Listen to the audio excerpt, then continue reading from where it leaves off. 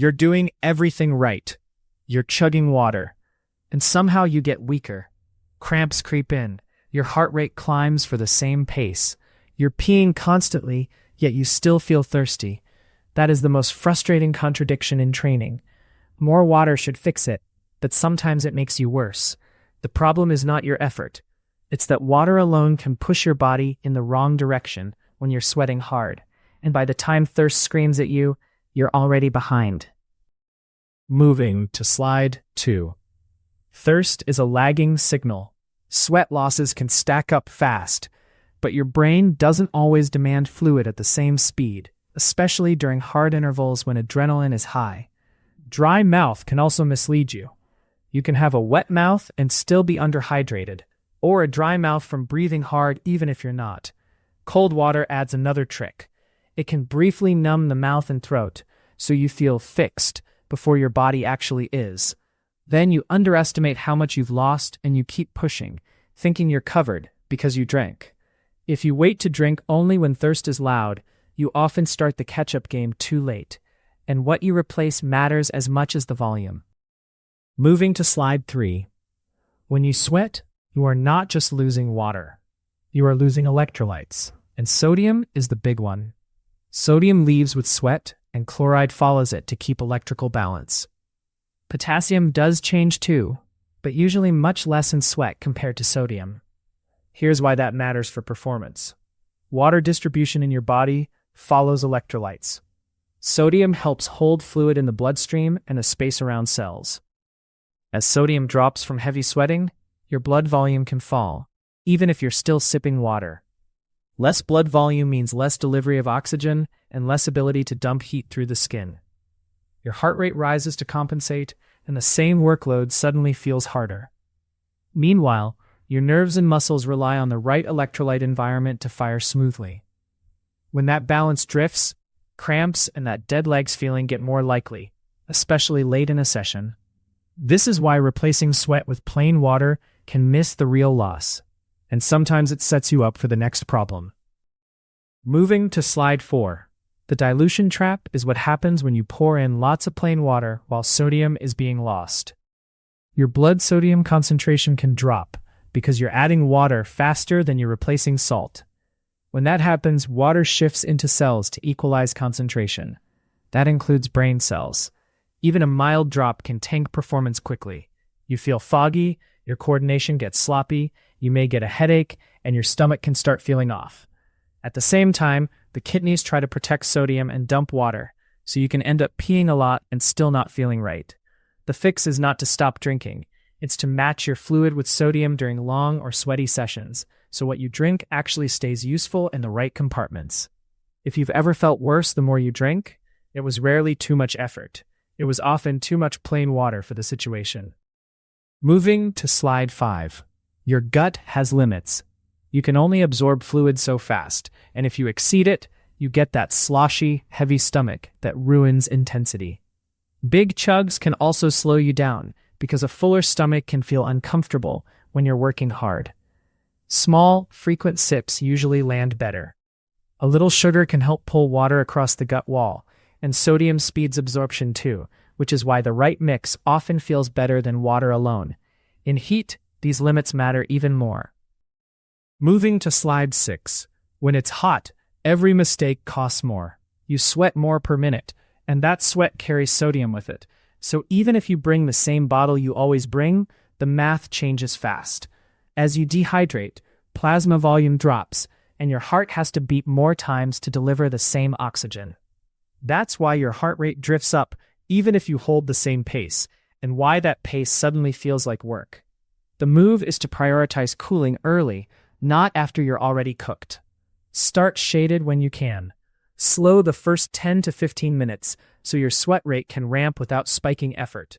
If you have access, pour water on your skin or use a cold, wet cloth on the neck and forearms. That's not hydration, it's heat control. In the heat, performance becomes a temperature problem first and a fitness problem second, and the salt you leave behind can tell you more than you think. Moving to slide 7. Some people can almost read their sodium losses off their gear. If you finish with white marks on your shirt or hat, or you get a gritty salt crust on your skin, that's dried sweat leaving minerals behind. If sweat stings your eyes, it can be a sign the fluid is more concentrated, especially when you're sweating hard. None of these are lab tests, but together they're useful clues. If you cramp late in a long hot session, or you feel thirsty even while you're steadily drinking, consider that you might be replacing water faster than sodium.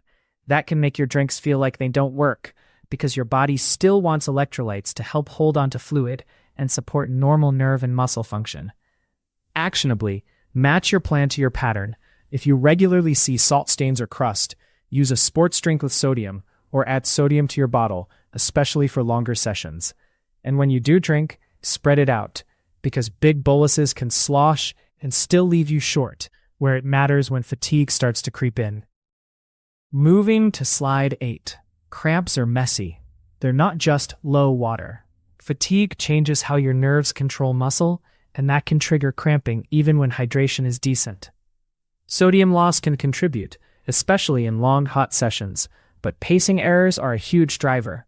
If you surge early or push past your training level, you raise your risk. The goal is to manage heat, fuel, pacing, and fluids together, not chase a single cause. And one common mistake shows up in the bathroom. Moving to slide 9. Clear pee all day is not a performance badge. Overhydration is possible, especially if you keep drinking just in case, before and during training. If you're peeing constantly, you're losing time, breaking focus, and sometimes disrupting sleep the night before a key session. More importantly, if your intake is mostly plain water while you're also sweating, electrolytes in your body fluids can drop, and that can make you feel weak, headachy, or oddly washed out. A better target is normal hydration, not maximal hydration. You want steady energy, a calm stomach, and fewer urgent bathroom stops. Use your thirst as a guide, but calibrate it with context. In cool conditions, you usually need less. In heat or long sessions, you'll often need sodium along with fluid.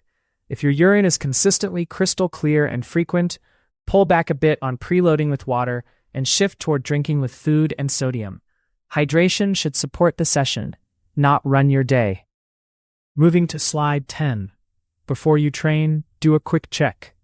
Start the session not already thirsty. If you are, you're behind.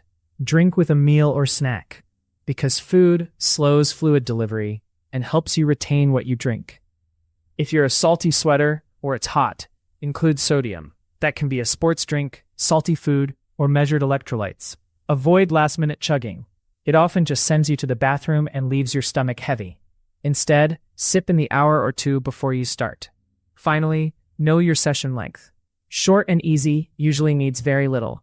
Long or intense, especially in heat, needs a plan you can actually execute once you're moving. Moving to slide 11. During a workout, your target is steady comfort, not a full stomach. Sip. Do not chug.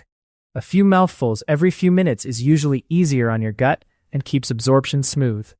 Match what you drink to the day and the session. Hotter, longer, and sweatier means you need more fluid, and for longer sessions, electrolytes matter because you are losing sodium and sweat. If the effort is hard and lasts long enough, carbs in your bottle can help you hold pace, but keep the concentration moderate so it does not backfire on your stomach. And this one is underrated. Stop drinking when you hit comfort. Sloshing, bloating, or nausea is a signal to back off. You want hydration to support the work. Moving to slide 12. After training, the goal is replacing what you lost without upsetting your system. Rehydrate gradually over the next several hours, not in one big hit. Salty foods are your friend here because sodium helps you hold on to the fluid you drink, especially if you are a heavy sweater. If you want a simple reality check, weigh yourself before and after. Each pound down is roughly 16 ounces of fluid lost, or each kilogram down is about a liter. You do not need to replace it instantly. Spread it out with normal meals and steady sipping.